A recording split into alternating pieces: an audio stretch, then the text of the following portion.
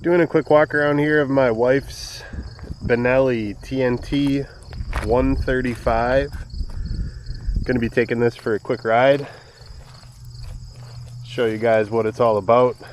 It's a mini moto 135cc Benelli, single cylinder, 5-speed, twin spark, fuel injected, air and oil cooled. Sharp looking bike. It's an Italian design, made in China. It's not too fast, but it's the perfect little bike for scooting around, and I'll show you guys what it's capable of. So let's take it for a ride.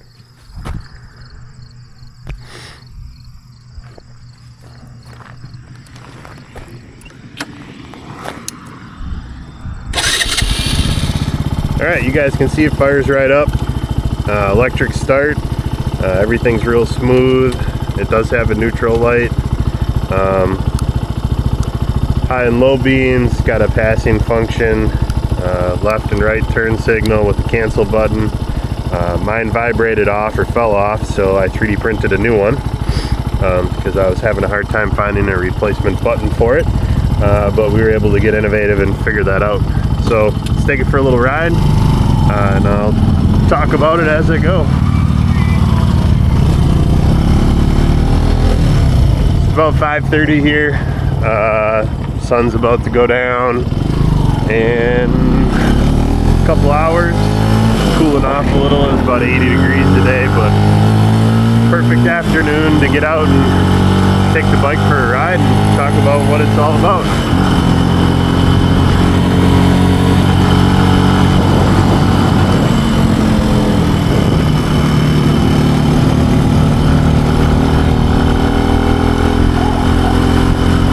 A cool road back here. This is a rustic route.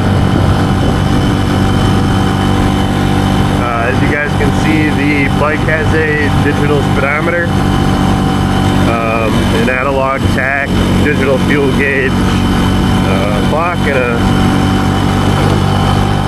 odometer that has a couple trip meter functions. Bike does pretty good on the road. This road here, taking it a little easy here, but this road here is pretty bumpy, and on a road like this you do feel the bumps. The suspension on this thing isn't the greatest, but I'm also 240 pounds, and the intention of this bike really isn't for me to ride it. It'd be for my wife and father-in-law, brother-in-law, dad, brother, friends, whoever, take it out for a ride whenever they come over.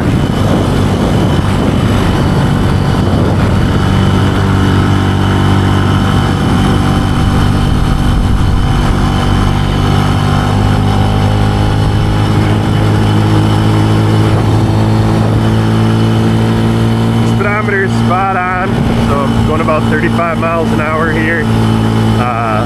It was off from the factory. We did a recalibration to it following a video that my father-in-law found from Kraken, and he goes through the steps to reset it. We followed his steps to a T, crossing our fingers that it would recalibrate it to what we needed to calibrate it to. It was anywhere from 5 to 10 miles an hour off. The strange part is it wasn't off the same amount of speed throughout the range of speed. So it seemed like the slower you were going, the closer to being accurate it was, but the faster you were going, the further off it got.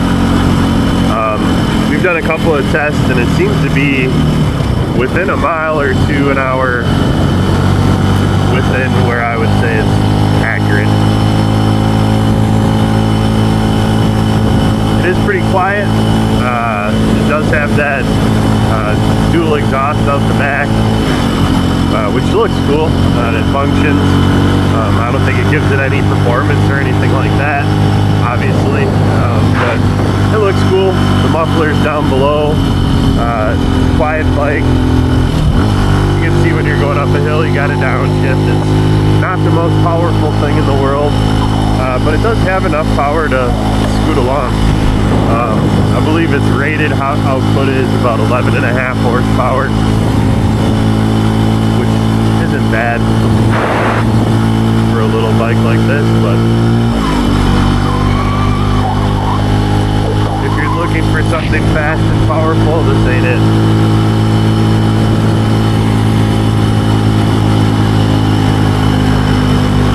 I think one of the cool things about this bike is it was one of the first in the class, I believe, to have a 5-speed transmission. The Z125, which is a Kawasaki, that had a 4-speed, so did the Grom. But now I believe the new models of both the Grom and the Kawasaki have a 6-speed in the Kawi and a 5-speed in the Honda. So I think they're making them, try to make them a little bit more highway capable, although I don't know that I would ever ride this thing on the highway, as it probably tops out around 50 miles an hour with me on it. I think if I was laying down on the tank, I could maybe push it to 55, 60, but again, that'd be really giving it wide open. We're past the engine braking. They recommended about 600 miles before you go over 6,000 RPM. On these back routes you can handle that, but most of the places we ride, it's hard to lug it around at only 6,000 RPM and keep up with traffic. So we were probably keeping it under 7, with the occasional a little over 7, but we'll see how it holds up. And so far it seems like it's broken it nicely and everything runs smooth. Did change the oil filter. That was super simple. One of the downfalls is going to be finding oil filters and O-rings for it, as it is a Chinese bike, and from what I've seen so far, the parts aren't, all that readily available. The brakes work great. Got a disc brake front and back. It does engine brake nicely. You can see I'm going down a pretty decent hill here, and I could just coast down this hill if I wanted to. And again, I don't really ride this bike to go fast. I just ride it for fun. It's everybody that's ridden this has had a smile on their face when they got off of it, because it's just a cool little bike to ride around on. And this is a huge hill. It's pretty back here. Again, this is one of those Wisconsin rustic routes. Like riding back here. I wouldn't want to ride fast back here. There's deer, turkey, sandhill cranes, other people on motorcycles and bicycles and whatnot. So just a cool place to ride. Again, some of the bumps on this road are brutal on this thing. I think the suspension's probably as stiff as it goes.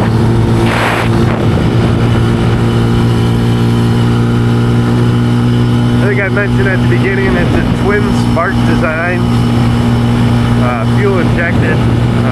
Thought that was kind of weird having 2 spark plugs. Kind of caught me off guard. I was looking at it, I'm like, there's spark plugs moving on both sides, and I have never owned or ridden anything that's had 2 spark plugs to 1 cylinder, so not sure what it does performance wise.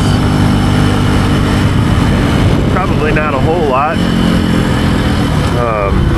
I'm sure it probably makes the emission standards and things a lot easier, being 2 spark plugs, you get full detonation. Not sure how they squeeze it all in there, being a little cylinder, but they do. It's kind of cool. Engine noise on this thing, like I said, it's a minimum. It's really weird to ride this around coming off of my 450L. That thing's kind of obnoxious. Not really, but it's loud. And this thing's just quiet, smooth. It doesn't buzz like you think it would in the handlebars, but there are some really big weights, pieces of steel in the handlebar itself that help deaden out the vibration. I actually did lose one of the bar ends. It vibrated. Headed up on the road somewhere. So these ones my father-in-law gave me. They're off his SB650 Suzuki. And we had to 3D print some inserts that are threaded. That thread into the bar and then have threads in the middle of them so that we could screw these in with the flathead screws, flathead machine screws that were original to the bar ends for these. And it worked out pretty good. I think it is noticeably less buzzy when you do have the bar ends installed.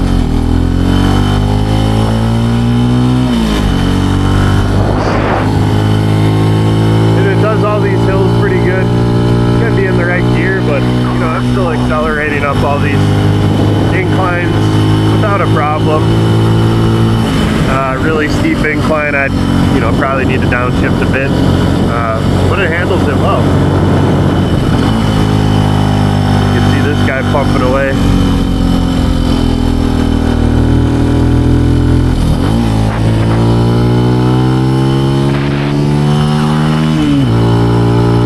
Definitely makes all its power at the high RPM. And it's fun to ride it around like that. We'll go left here.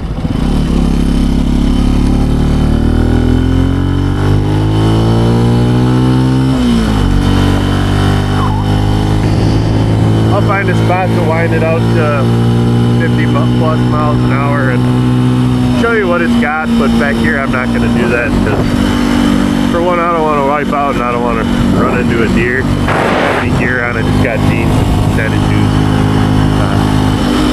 Just looking down, I'll have to mention the rear brake lever, foot lever. It's obnoxiously huge and I think I might cut it down a little bit. Again, it's my wife's bike, but I just feel like your foot's always in the way and your ankle starts to get sore trying to hold your foot in a weird position out of the way, and if you hover your foot over it, it's almost like you're going to be dragging the brake while you're riding, which you don't want to do, and I can see a novice rider doing that. Clutch is smooth. Headlights are terrible. I went to a friend's house. I went racing with him a while back, and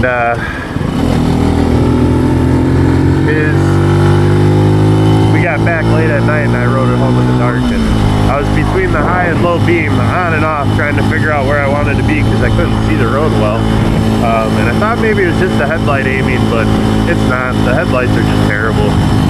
We did talk about, my father-in-law told me a trick he saw in a YouTube video was to put the headlight switch, the rocker switch, in the middle position so that you get both the high and the low beam.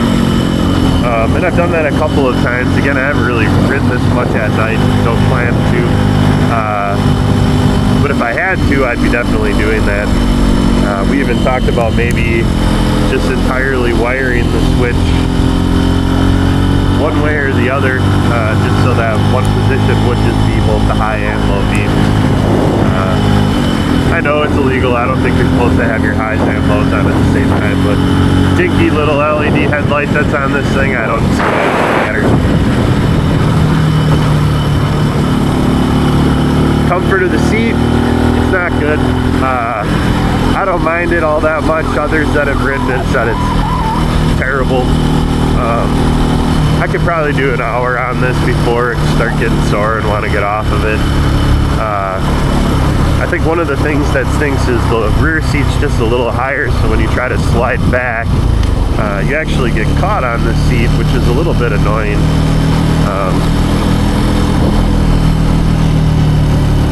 Go down here and see what's going on down here.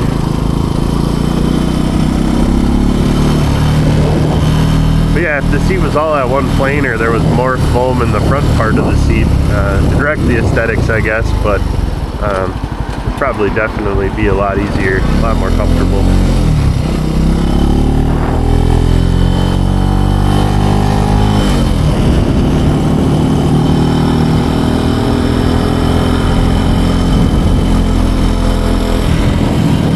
Seats are good, dampened and mounted enough so that they don't vibrate all over the place. It actually does surprisingly well in the gravel. We rode this quite a bit up north. My wife had a lot of fun with it, but quite a few gravel roads we got to go on, as you can see in the videos in my other channel, and that's a big one. I'll stand up for that one. But yeah.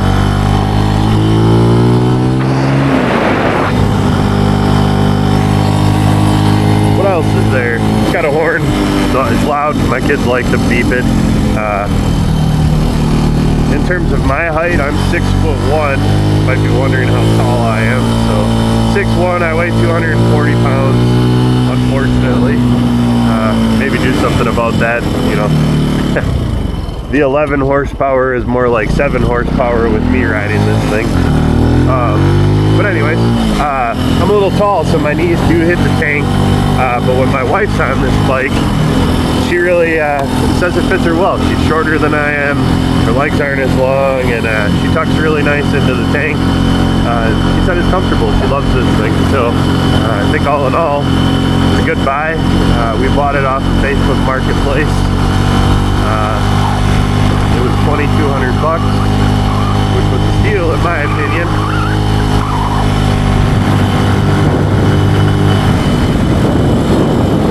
And so far, it's been a lot of fun just to cruise around like this. There's tons of these kind of semi-improved backcountry roads. I wouldn't call them the greatest roads to ride around on this thing, but good enough if you stay out of the potholes and whatnot and watch out for deer.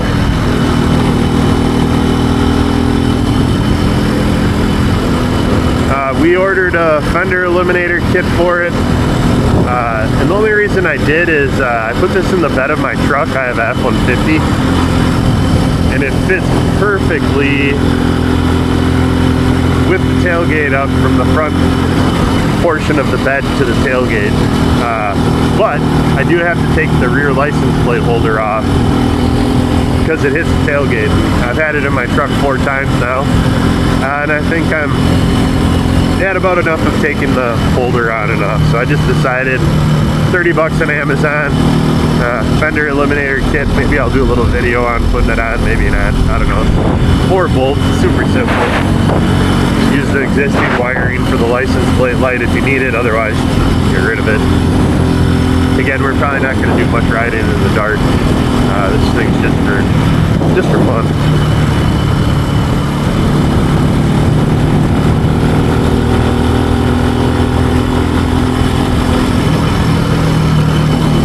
This road's brutal. A lot of bumps.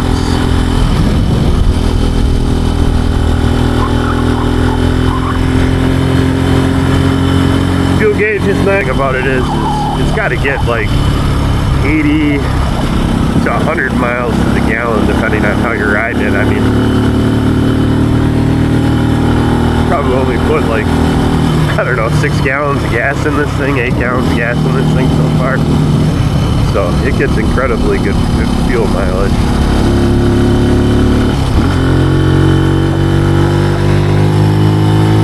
Runs cool. It's air cooled, so as long as you're moving, but it seems like the cylinder head is positioned right and the fins get some air, and it's got an oil cooler. So that helps with cooling things down too, I would think, you know. Running some air through the oil and bringing that temperature down will help cool everything else down. I did see that the oil cooler does leak on mine. This one here hasn't started leaking yet, but I'm assuming that it'll be like the rest and it will. So just something to keep an eye on, I guess. And I'll give her the beans here and show you guys what it can do. It does have a rev limiter.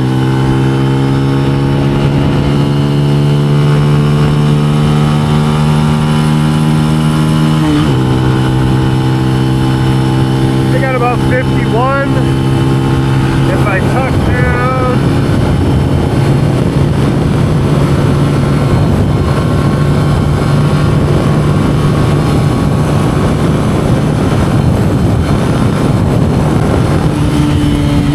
pull about 60 miles an hour.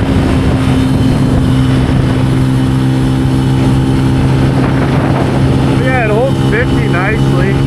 You know, keeping up with traffic. I'm on a 55 mile an hour road here. I got it going 55. It just takes a little while to get it there.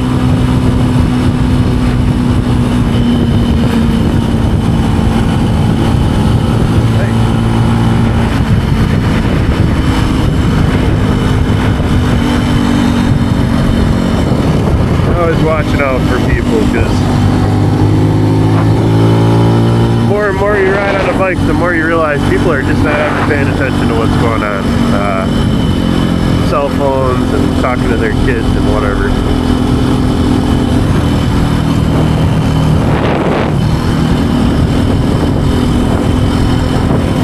So yeah, that's the bike. It's pretty awesome. If you have any questions on it, you can leave a comment. I'll try to answer it for you. I might do a video on the oil change.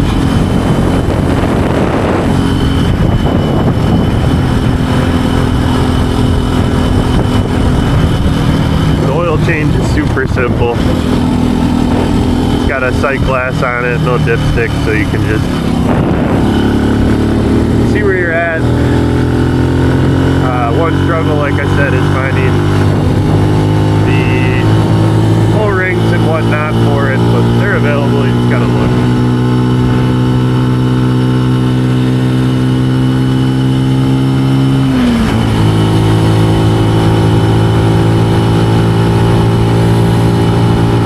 One fun thing is it's a pretty looking bike. I mean, it's got nice lines, it has that naked bike design. It looks like the bigger Benelli bikes. Sporty, cool colors, very flashy. Everywhere I've driven in, parked it, people always ask, what the heck is that thing? Because they're used to the Grom. But I don't think a lot of people have these, so it does stir some interest.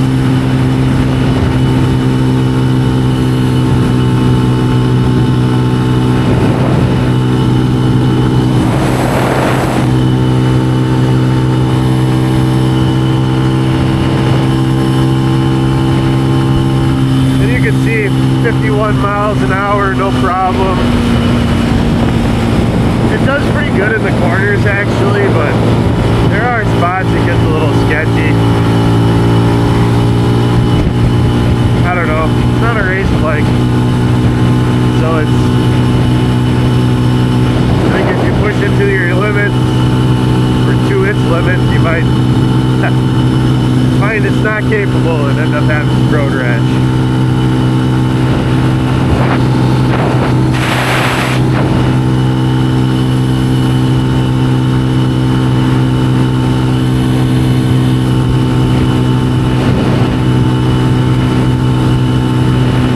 Probably look at adjusting the chain soon, changing the oil again. I don't know, probably at 1,500 miles if we make it there. If we're not, I'll just change it anyways. Costs nothing to put some fresh oil in a bike, and I like doing it.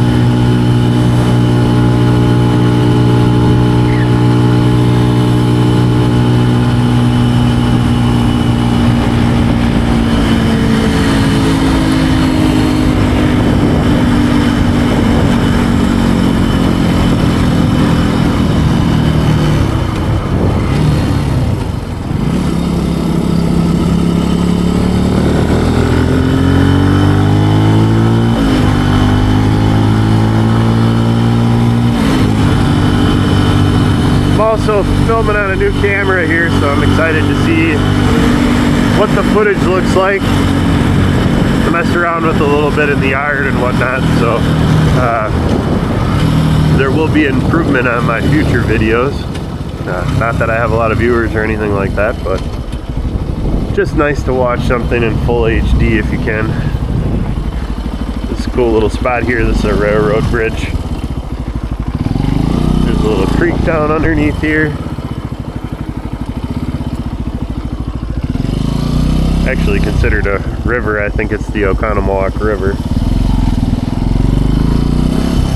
kids do their spray painting and mischief. There's burnout marks all over the ground, but whatever.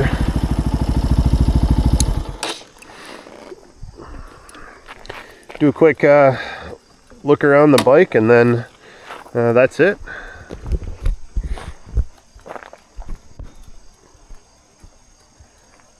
There it is.